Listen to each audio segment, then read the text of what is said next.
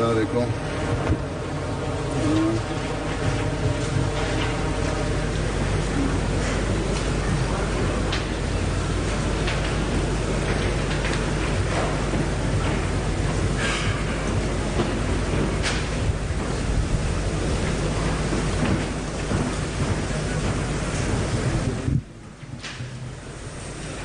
الله أكبر الله أكبر.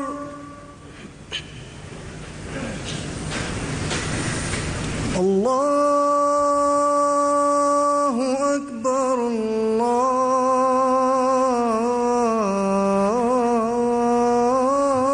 الله أكبر.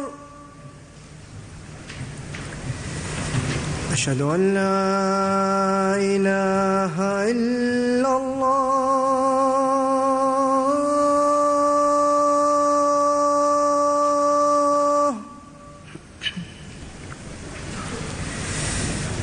أشهد أن لا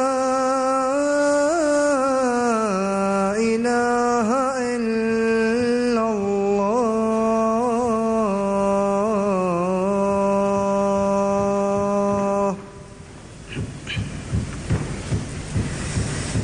أشهد أن محمدًا رسول الله.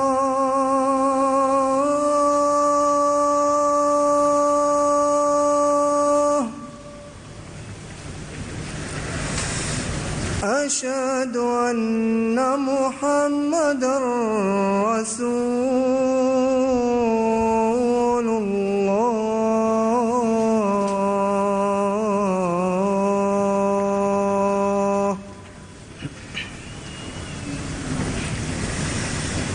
حي على الصلاة.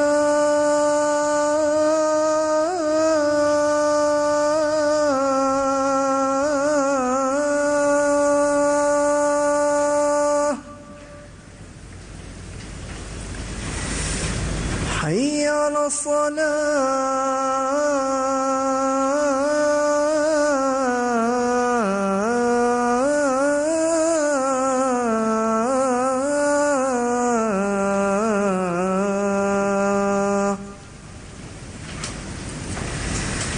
حي على الفلاح.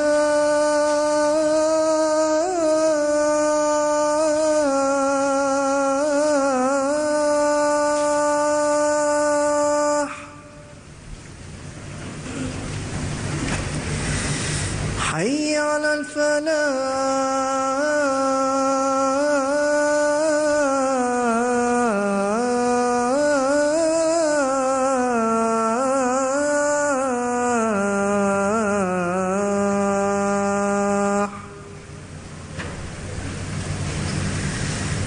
الله أكبر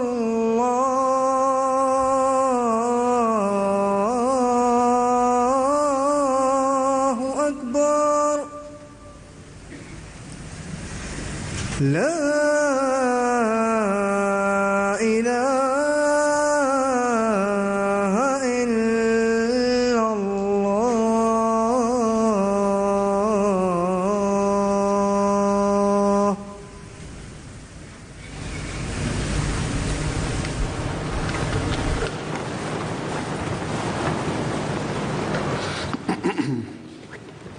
السلام عليكم ورحمة الله.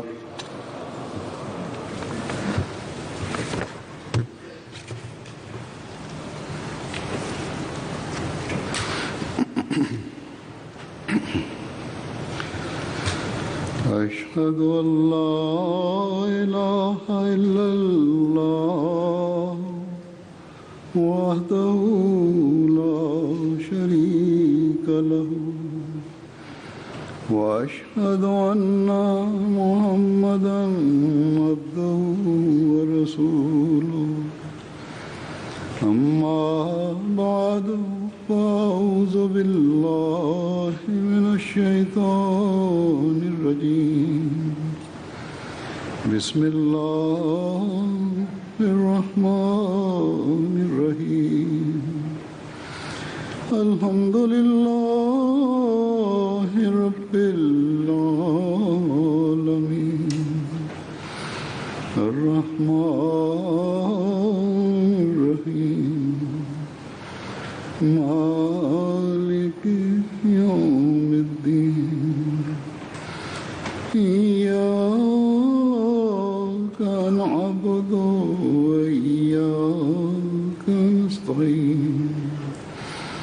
اهدنا الصراط المستقيم صراط الذين أنعمت عليهم غير المغضوب عليهم ولا الضالين.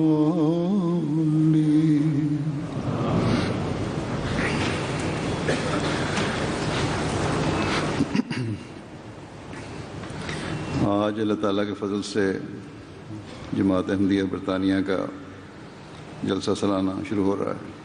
انشاءاللہ باقاعدہ رسمی افتتاح ہوگا شام کو. اللہ تعالیٰ سب شامل ہونے والوں کو ان توقعات پر پورا اترنے والا بنائے جو حضرت مسیح موعود علیہ السلام نے شاملین جلسہ سے رکھی، اور تمام شامل ہونے والوں کو ان دعاؤں کا وارث بنائے جو حضرت مسیح موعود علیہ السلام نے جلسے میں شامل ہونے والوں کے لیے کی ہیں. یہ تو ہر احمدی جانتا ہے اور اسے علم ہونا چاہیے، اور اس بات کا خاص طور پر حضرت مسیح موعود علیہ السلام نے ذکر فرمایا ہے کہ جلسے میں شمولیت کسی دنیاوی میلے میں شمولیت نہیں ہے. اس لیے ہر شامل ہونے والے کو ان دنوں میں اپنی توجہات کا مرکز دینی، علمی اور روحانی ترقی کو بنانا چاہیے.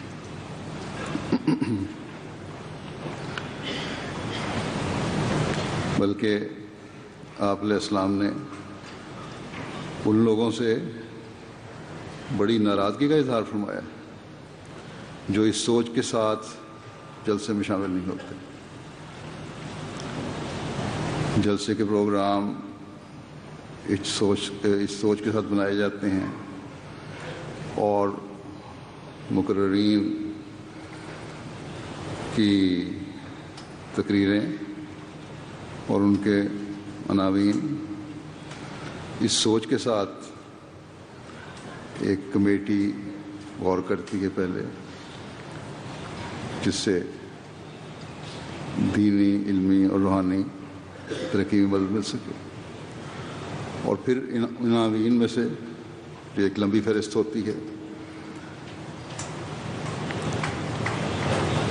خلیفہ وقت کے پاس، وہ منظوری کے لیے آتے ہیں، اور پھر ان میں سے کچھ مضامین، کچھ عناوین تجویز کیے جاتے ہیں جو یہاں مقررین پیش کرتے ہیں تاکہ شامل ہونے والوں کی دینی، علمی اور روحانی ترقی کے لیے بہتر سے بہتر مواد مہیا کیا جا سکے. بس جلسہ پر آنے والوں کو جلسے کے پروگراموں کو، جلسے کے اوقات میں، جلسے کی مارکی میں، یہ جلسہ گاہ جو ہے اس میں خاموشی سے بیٹھ کر سننے کو یقینی بنانا چاہیے. بعض دفعہ مردوں کی طرف سے اور عموماً عورتوں کی طرف سے یہ شکایت آتی ہے کہ بجائے خاموشی سے جلسہ گاہ میں بیٹھ کر جلسے کی کارروائی سنیں، جلسے کی مارکی کے باہر ٹولیوں میں بیٹھ کر بعض لوگ خوش گپیوں میں وقت گزار رہے ہوتے ہیں اور بچوں کو کھیل کود کا سامان دے کر جلسے کی مارکی کے ساتھ ہی انہیں کھیلنے کا موقع دیا جا رہا ہوتا ہے. اس سے تو بچوں کو بھی احساس نہیں ہوگا کہ دینی مجلس کا تقدس کیا ہے. اگر بچے اتنے چھوٹے ہیں کہ کھیل کود کی عمر ہے اور ان کو بہلانے کے لیے ضروری ہے کچھ دیا جائے، تو پھر بچوں کی مارکی میں بچوں کو لے جائیں، وہاں بچے کھیلتے رہیں، وہاں سامان مہیا ہے. لیکن جو مین مارکیاں ہیں عورتوں کی بھی اور مردوں کی بھی، اس کے ساتھ بچوں کے کھیل کود میں مصروف ہونا اور ماں باپ کا ان کے قریب ہی بیٹھ کر ٹولیاں بنا کر باتیں کرنا کسی بھی لحاظ سے مناسب نہیں. اور جب اس بات سے منع کیا جائے، کارکنان جب منع کرتے ہیں تو بعض برا بھی مناتے ہیں کہ کیوں ہمیں روکا گیا. حالانکہ یہ غلطی مہمانوں کی ہوتی، کام کرنے والوں کی نہیں.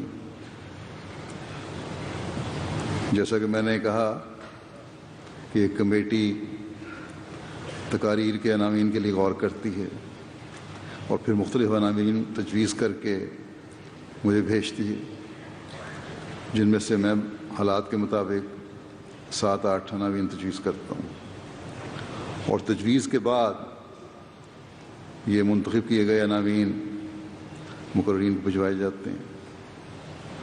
وہ کئی دن بلکہ بعض تو مہینے سے زیادہ وقت اپنی تقریر کی تیاری میں لگاتے ہیں اور مختصر وقت میں بڑی محنت سے ان عنوانوں پر جامع مضمون پیش کرنے کی کوشش کرتے ہیں.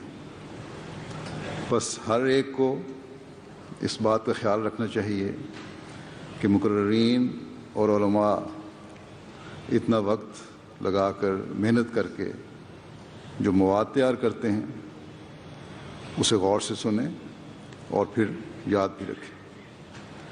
میں سمجھتا ہوں کہ اگر سننے والے مرد بھی اور عورتیں بھی ان تقاریر کا 50% بھی یاد رکھیں تو اپنے علمی، دینی اور روحانی معیار کو کئی گنا بڑھا سکتے ہیں. حضرت مسیح علیہ السلام نے ایک موقع پر فرمایا کہ سب کو متوجہ ہو کر سننا چاہیے تقریروں کو. فرمایا کہ پورے غور اور فکر کے ساتھ سنو، کیونکہ یہ معاملہ ایمان کا ہے. اس میں سستی، غفلت اور عدم توجہ بہت برے نتائج پیدا کرتی ہے. جو لوگ ایمان میں غفلت سے کام لیتے ہیں اور جب ان کو مخاطب کر کے کچھ بیان کیا جائے تو غور سے اس کو نہیں سنتے، ان کو بولنے والے کے بیان سے خواہ وہ کیسا ہی اعلیٰ درجے کا مفید اور مؤثر کیوں نہ ہو کچھ بھی فائدہ نہیں ہوتا. فرمایا ایسے ہی لوگوں کے متعلق کہا جاتا ہے کہ وہ کان رکھتے ہیں مگر سنتے نہیں، اور دل رکھتے ہیں پر سمجھتے نہیں. بس یاد رکھو کہ جو کچھ بیان کیا جاوے اسے توجہ اور بڑے غور سے سنو، کیونکہ جو توجہ سے نہیں سنتا وہ خواہ عرصہ دراز تک فائدہ رساں وجود کی صحبت میں رہے اسے کچھ بھی فائدہ نہیں پہنچ سکتا. بس ایک حصہ خاص طور پر جب عموماً بعض دفعہ شکایتیں آتی ہیں جو مارکی کے آخری حصے میں بیٹھے ہوتے ہیں، مردوں میں بھی عورتوں میں بھی، انہیں اس بات کو یقینی بنانا چاہیے کہ اگر وہ شکایتیں صحیح ہیں تو اس دفعہ ان کو لوگوں کارکنوں کو، ڈیوٹی والوں کو شکایت کا موقع نہیں دینا چاہیے. ان کو چاہیے وہ جلسے کی کارروائی کو نہایت سنجیدگی سے سنیں اور اس نیت سے سنیں کہ اس سے ہم نے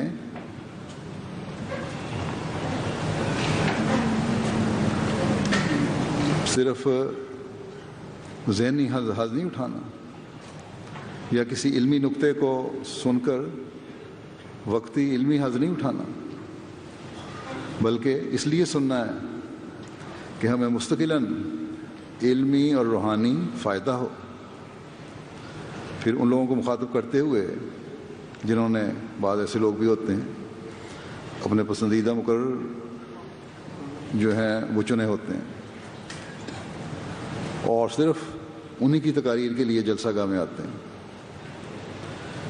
حضرت مسیح علیہ السلام فرماتے ہیں کہ میں اپنی جماعت اور خود اپنی ذات اور اپنے نفس کے لیے یہی چاہتا اور پسند کرتا ہوں کہ ظاہری کیل و کال جو لیکچروں میں ہوتی ہے اس کو ہی پسند نہ کیا جائے اور ساری غرض و غایت آ کر اس پر نہ ٹھہر جائے کہ بولنے والا کیسی جادو بھری تقریر کر رہا ہے، الفاظ میں کیسا زور ہے۔ فرمایا میں اس بات پر راضی نہیں ہوتا، میں تو یہی پسند کرتا ہوں، اور نہ بناوٹ سے بلکہ میری طبیعت اور فطرت کا یہی اقتضا ہے کہ جو کام ہو اللہ تعالیٰ کے لیے ہو، جو بات ہو خدا کے واسطے ہو۔ مسلمانوں میں زوال اور ادبار آنے کی یہ بڑی بھاری وجہ ہے، ورنہ اس قدر کانفرنس ہیں اور انجمنیں اور مجلسیں ہوتی ہیں، اور وہاں بڑے بڑے لسان اور لیکچرر اپنے لیکچر پڑھتے ہیں اور ایسی تقریریں کرتے ہیں، شاعر قوم کی حالت پر نوحہ خواں ہوتے ہیں، نوحہ خوانی کرتے ہیں۔ وہ بات کیا ہے کہ اس کا کچھ بھی اثر نہیں ہوتا، قوم دن بدن ترقی کے بجائے تنزل ہی کی طرف جاتی ہے۔ فرمایا بات یہی ہے کہ ان مجلسوں میں آنے والے اخلاص لے کر نہیں جاتے۔ بس یہ نقشہ کھینچا ہے آپ نے ان لوگوں کا جو دنیا دار ہیں، جن کے لیکچر، جن کی تقریریں چاہے وہ دین کے نام پر ہوں، دنیا کی نام و نمود کی خاطر ہوتی ہیں۔ بلکہ آپ نے یہ بھی فرمایا ایک جگہ کہ یہ تقریریں کرنے والے اکثر بجائے یہ سوچ رکھنے کے کہ ہماری تقریر لوگوں کے دلوں پر اثر کر کے ان کی علمی اور روحانی بہتری کا باعث بنے، اپنی تقریر کے دوران صرف اس سوچ میں ہوتے ہیں کہ ان کی واہ واہ ہو۔ گویا کہ تقریر کے دوران ایسے مقررین نے اپنے معبود ان سامعین کو بنایا ہوتا ہے جو ان کی باتیں سن رہے ہوتے ہیں۔ اسی طرح شامل ہونے والے بھی آپ نے فرمایا وہ بھی اخلاص لے کر جلسوں میں شامل نہیں ہوتے، باتیں نہیں سنتے۔ اگر اخلاص کے ساتھ آئیں تو بالکل ایک اور اثر ہو رہا ہو، مثبت اثر ہو رہا ہو۔ لیکن بہرحال ہمارے جلسوں کے تو نہ تو مقررین کا یہ مقصد ہے اور نہ عموماً سامعین کا یہ مقصد ہے، اور نہ ہی یہ ہونا چاہیے کہ بجائے نفس مضمون کو سمجھ کر، ان باتوں کو سمجھ کر اپنی اصلاح اور بہتری کا ذریعہ بنائیں، عارضی طور پر حاضر اٹھایا جائے۔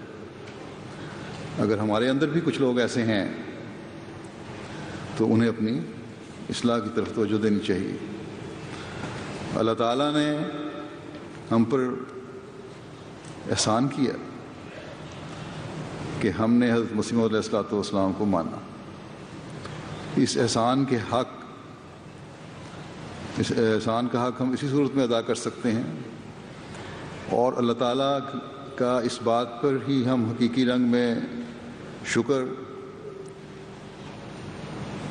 ادا کر سکتے ہیں جب ہم خالصتاً للہ ہر کام کرنے والے ہیں، اللہ تعالیٰ کی رضا کی خاطر ہر کام کرنے والے۔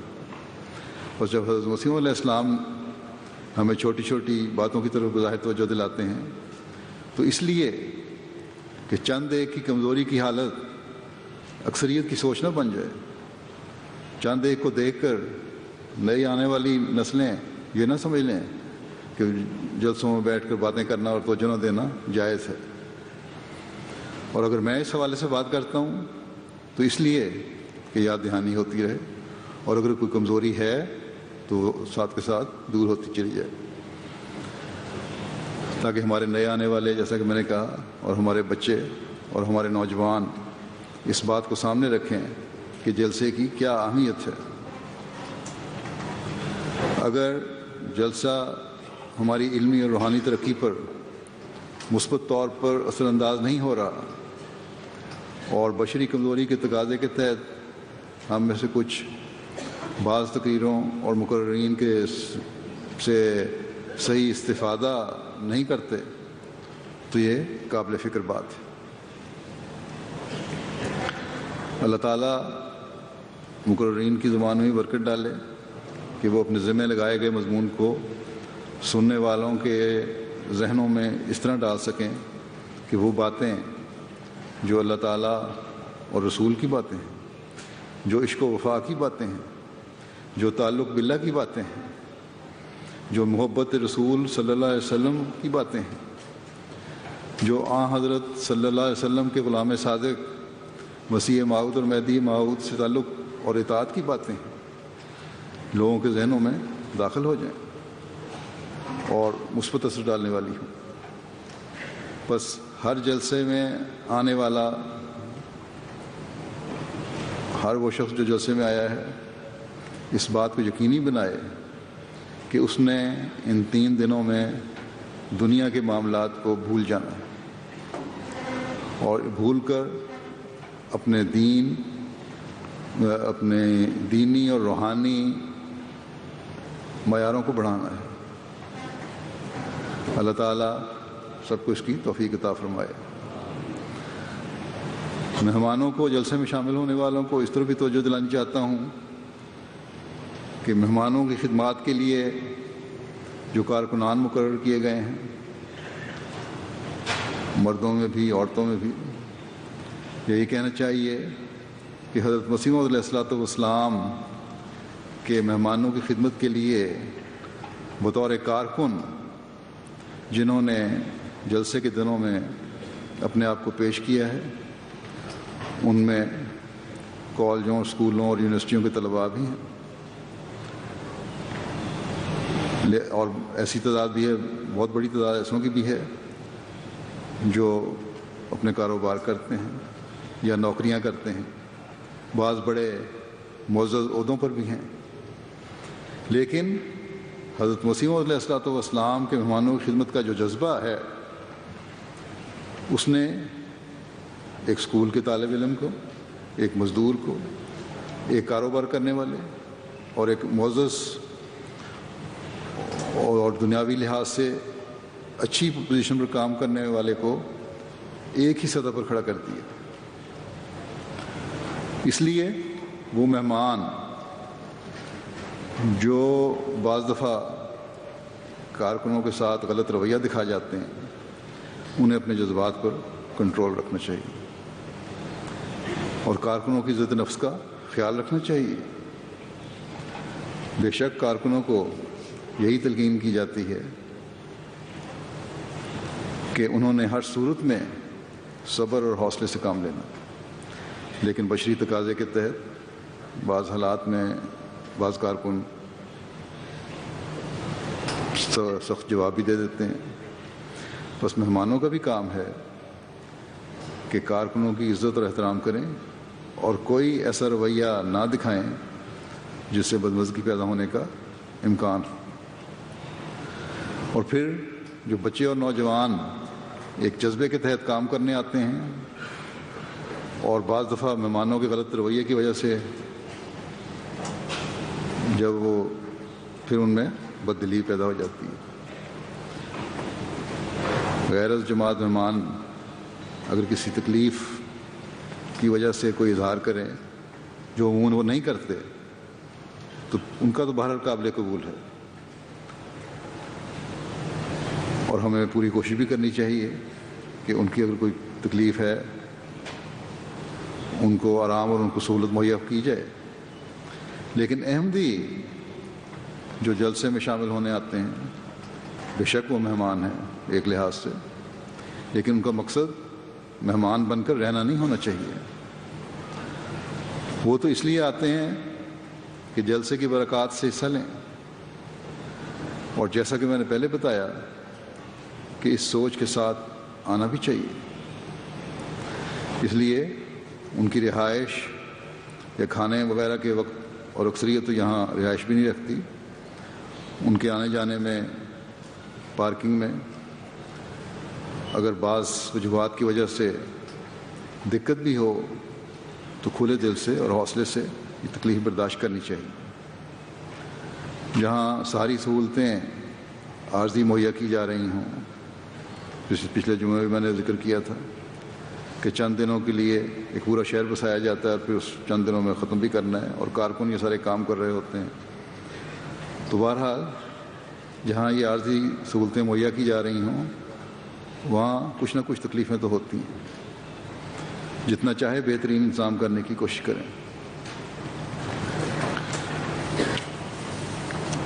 پھر بھی بعض انتظامات نہیں ہو سکتے جو مستقل جگہوں پر ہو سکتے ہیں.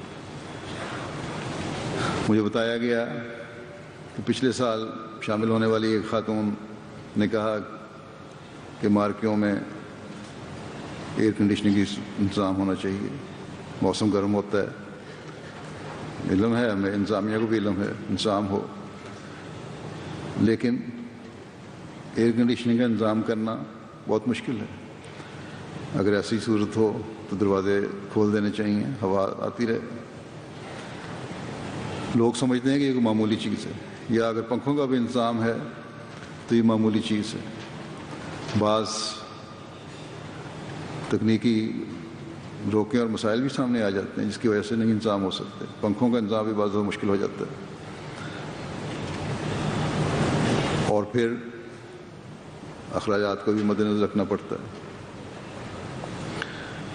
ربوہ میں جو جلسے ہوتے تھے یا قادیان میں ہوتے ہیں ابھی بھی، تو سردیوں میں کھلے میں اور بعض دفعہ بارش میں بھی لوگ جلسہ سنتے ہیں بیٹھ کر، اور سردی بھی برداشت کرتے ہیں. بس اگر شامل ہونے والوں کو ایسی چھوٹی موٹی تکلیفیں برداشت کرنی پڑیں، گرمی برداشت کرنی پڑے تو برداشت کرنی چاہیے. حضرت مسیح علیہ السلام نے ایک موقع پر ایسے ہی لوگوں کے بارے میں فرمایا جو مختلف چیزوں کا مطالبہ کرتے ہیں. فرمایا کہ دیکھو، اگر کوئی مہمان یہاں محض اس لیے آتا ہے کہ وہاں آرام ملے گا، ٹھنڈے شربت ملیں گے یا تکلف کے کھانے ملیں گے، تو وہ گویا ان اشیاء کے لیے آتا ہے، حالانکہ خود میزبان کا فرض ہوتا ہے کہ وہ حت المقدور ان کی مہمان نوازی میں کوئی کمی نہ کرے اور اس کو آرام پہنچاوے، اور وہ پہنچاتا ہے. لیکن مہمان کا خود ایسا خیال کرنا اس کے لیے نقصان کا موجب ہے. بس مہمان ان دنوں میں جیسی بھی سہولت ہو اس پر اللہ کا شکر ادا کریں، اور ان کارکنوں کا شکر ادا کریں جو اپنی رات دن ایک کر کے ہر شعبے میں مہمان نوازی کا حق ادا کرنے کی کوشش کرتے ہیں. یہ جلسے کے 3 دن اس کوشش میں مہمانوں کو رہنا چاہیے کہ ہم نے خدا تعالیٰ کو راضی کرنے کے کس طرح سامان کرنے، اللہ تعالیٰ کا فضل مانگتے ہوئے یہ دن گزاریں، اس کی خیر مانگتے ہوئے گزاریں، اور ہر شر سے اللہ تعالیٰ کی پناہ مانگتے ہوئے دن گزاریں. حضرت صلی اللہ علیہ وسلم نے فرمایا کہ جو شخص کسی جگہ رہائش اختیار کرتے ہوئے یا عارضی پڑاؤ ڈالتے وقت یہ دعا مانگے کہ میں اللہ تعالیٰ کے مکمل کلمات کی پناہ میں آتا ہوں اور ہر شر سے اللہ تعالیٰ کی پناہ چاہتا ہوں، تو فرمایا کہ ایسے شخص کو اس رہائش کو چھوڑنے یا وہاں سے چلے جانے تک، اگر عارضی رہائش بھی ہے، چلے جانے تک کوئی چیز نقصان نہیں پہنچائے گی. بس ان دنوں میں خاص طور پر یہ دعا مانگیں کہ دنیا کے جو حالات ہیں، اور کوئی پتہ نہیں کس وقت کوئی شریر کیا شرارت کرنے والا ہے، کس قسم کے نقصان پہنچانے کی بعض ظالم منصوبہ بندی کرتے ہیں، ان سے اللہ تعالیٰ ہمیں پناہ دے. پھر بیماری وغیرہ کی تکلیفیں ہیں، بچوں کے ساتھ لوگ آئے ہوئے ہیں اور بڑے جذبے سے اکثریت لوگوں کی آتی ہے. وہ بچوں کے لیے بھی بعض اوقات موسم کے اتار چڑھاؤ کی وجہ سے تکلیف کا باعث ہو جاتا ہے یہ دن، اور لوگ جو آنے والے ہیں بچوں والے وہ پرواہ بھی نہیں کرتے. بچے نازک ہوتے ہیں، کوئی بھی تکلیف ان کو پہنچ سکتی ہے. اس لیے یہ ساری دعائیں جب کی جائیں تو اللہ تعالیٰ ہر قسم کی تکلیفوں اور شرارتوں سے بچاتا ہے. بس ہر قسم کی تکلیف سے بچنے کے لیے ہمیں دعائیں مانگتے رہنا چاہیے. اور یہ بھی ہر ایک جانتا ہے کہ اللہ تعالیٰ نے فرمایا ہے کہ دعاؤں کی قبولیت کے لیے عبادت کا حق ادا کرنا بھی ضروری ہے, اللہ تعالیٰ کی باتوں پر عمل کرنا بھی ضروری ہے.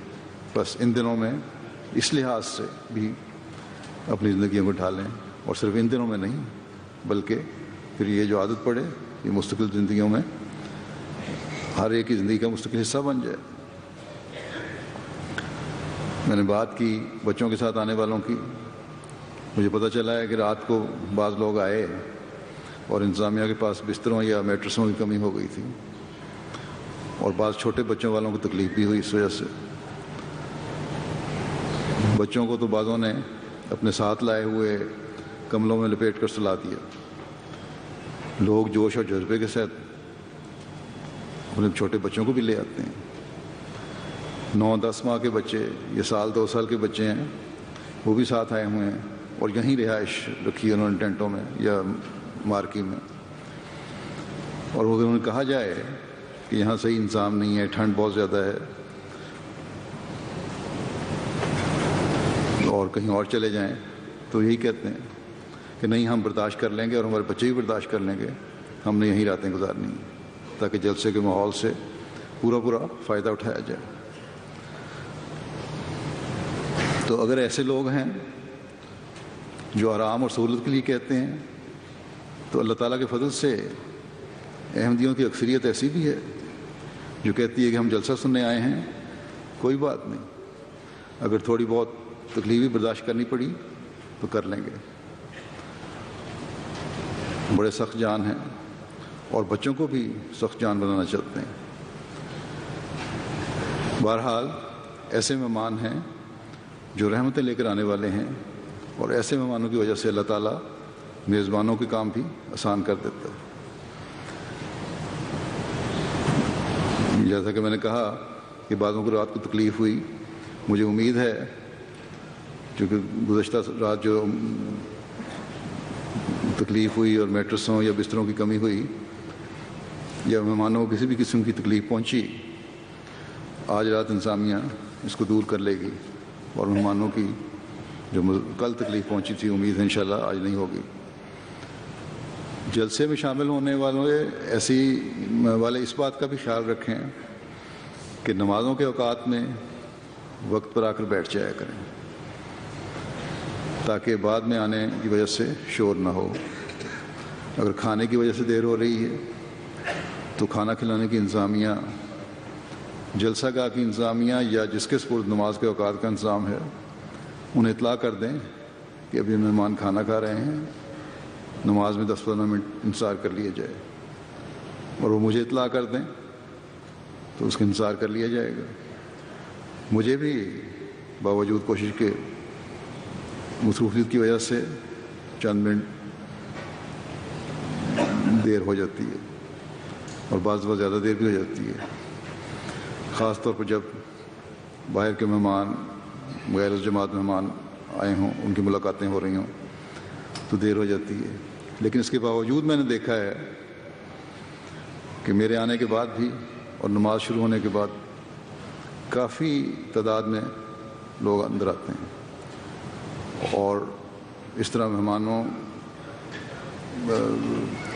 اس لیے اس طرف مہمانوں کو بھی اور تربیت کے شعبے کو بھی توجہ دینے کی ضرورت ہے, کیونکہ ان کے بعد میں آنے کی وجہ سے لکڑی کے فرشوں کی وجہ سے شور ہوتا چلنے سے. باوجود اس کے جس حد تک اس شور کو دور کرنے کی کوشش کی جا سکتی ہے کی جا رہی ہے, لیکن پھر بھی آوازیں آتی ہیں. اگر پہلے بھی آ گئے ہیں تو دعائیں اور ذکر الہی کرتے رہیں, اس کا بھی ثواب ہے. اللہ تعالیٰ تو ہر چھوٹی سے چھوٹی چیز کا ثواب دیتا ہے. مسجد میں انتظار میں بیٹھے رہنے کا بھی ایک ثواب ہے, بس اس ثواب کو بھی ضائع نہیں کرنا چاہیے. اور یہی ان 3 دنوں کا صحیح استعمال بھی ہے, بجائے اس کے کہ باہر کھڑے ادھر ادھر کی باتوں میں مصروف ہوں, اور جب میں آ جاؤں تو پھر اور نماز شروع ہو جائے تو پھر اس کے بعد اندر آنا شروع ہوں. تو جیسا کہ میں نے کہا اس وقت پھر لکڑی کے فرش کی وجہ سے جو نمازی نماز پڑھ رہے ہوتے ہیں ان کی نماز ڈسٹرب ہوتی ہے. اسی طرح نمازوں کے اوقات میں اور جلسہ کے اوقات میں اپنے فون بند کر لیا کریں یا کم از کم گھنٹی کی آواز بند کر لیا کریں. اگر کسی کو یہ خیال ہے کہ میرے ہنگامی فون ہیں یا ہنگامی فون آ سکتے ہیں تو گھنٹی کی آواز تو کم از کم بند کر لیں. اس سال کیونکہ انتظامیہ نے یہاں موبائل فون کے نظام کو بہتر کیا ہے اور اس شعبے کا دعویٰ ہے کہ یہاں بھی اس طرح فون کے سگنل آئیں گے جس طرح شہر میں آتے ہیں، اور ہو سکتا ہے کہ ان کی یہ بات سن کر بہت سے لوگوں نے ان کے سم ڈلوائے ہوں. اس لیے یہ نہ ہو کہ جو سہولت یہاں خاص موقع کے لیے مہیا کی گئی ہے وہ ہر فون کی گھنٹی بجنے کی وجہ سے جلسے کے دوران بھی اور نمازوں کے دوران بھی لوگوں کو ڈسٹرب کر رہی ہو، ایک اور مسئلہ کھڑا ہو جائے. اسی طرح شامل ہونے والوں کو جو اپنی کاروں پر آ رہے ہیں اس بات کا بھی خیال رکھنا چاہیے کہ ٹرانسپورٹ کے شعبے سے مکمل تعاون کریں تاکہ انتظامیہ کو کسی قسم کی دقت نہ ہو. اس دفعہ انتظامیہ نے کوشش کی ہے کہ پارکنگ کے لیے جو انتظام ہے اس کو بہتر سے بہتر کیا جائے، لیکن انتظام اسی وقت بہتر ہو سکتا ہے اور ہوتا ہے جب لوگوں کا تعاون ہو. بس کسی بھی انتظام کی بہتری کے لیے جلسہ پر آنے والوں کا تعاون ضروری ہے. اسکیننگ کے شعبہ میں مکمل تعاون کریں. یہ تمام انتظامات شامل ہونے والوں کی سہولت اور حفاظت کے لیے بھی کیے جاتے ہیں. جماعت احمدیہ کی خوبصورتی یہی ہے کہ ہر احمدی انتظام کا حصہ ہے، چاہے وہ کارکن ہے یا غیر کارکن جو جلسہ میں شامل ہونے کے لیے آتا ہے. بس خاص طور پر پارکنگ، اسکیننگ، کھانے کی جگہیں اور جلسہ گاہ، ان میں ہر وقت ہر ایک کو ہوشیار اور چوکس رہنے کی ضرورت ہے، ماحول پر نظر رکھنے کی ضرورت ہے. جہاں بھی کوئی غیر معمولی چیز دیکھیں یا کسی کی غیر معمولی حرکت دیکھیں فوری طور پر انتظامیہ کو بھی ہوشیار کریں اور خود بھی ہوشیار ہو جائیں. لیکن ہر حالت میں پینک بالکل نہیں ہونا چاہیے. جو لوگ اپنے پرائیویٹ خیموں میں ہیں یا اجتماعی رہائش کی مارکی میں ہیں وہ بھی اس بات کا خیال رکھیں کہ اپنی رقم اور قیمتی چیزیں اپنے ساتھ رکھیں. خاص طور پر عورتیں یاد رکھیں کہ اگر ان کے پاس کوئی زیور وغیرہ ہے تو اسے پہن کر رکھیں. اول تو جلسے پہ زیور وغیرہ قسم کی چیزیں لانی ہی نہیں چاہیے. دینی ماحول میں دن گزارنے کے لیے آتی ہیں، کوئی دنیاوی فنکشن کے لیے تو نہیں آتی.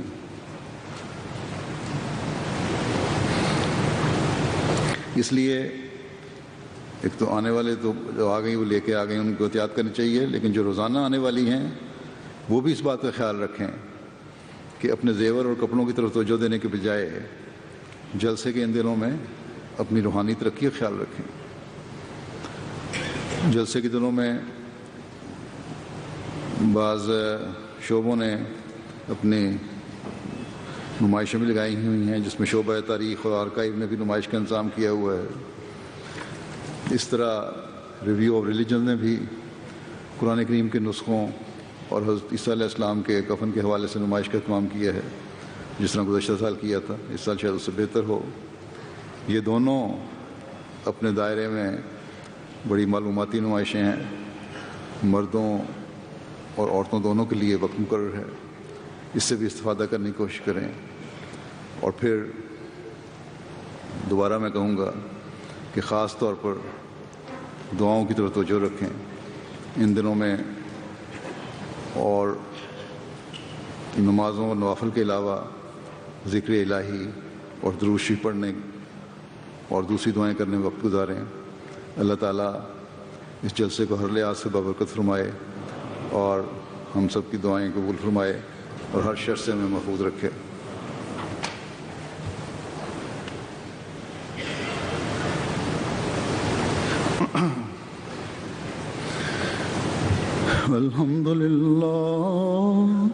الحمد لله نحمده ونستعينه ونستغفره ونؤمن به ونتوكل عليه ونعوذ بالله من شرور أنفسنا ومن سيئات أعمالنا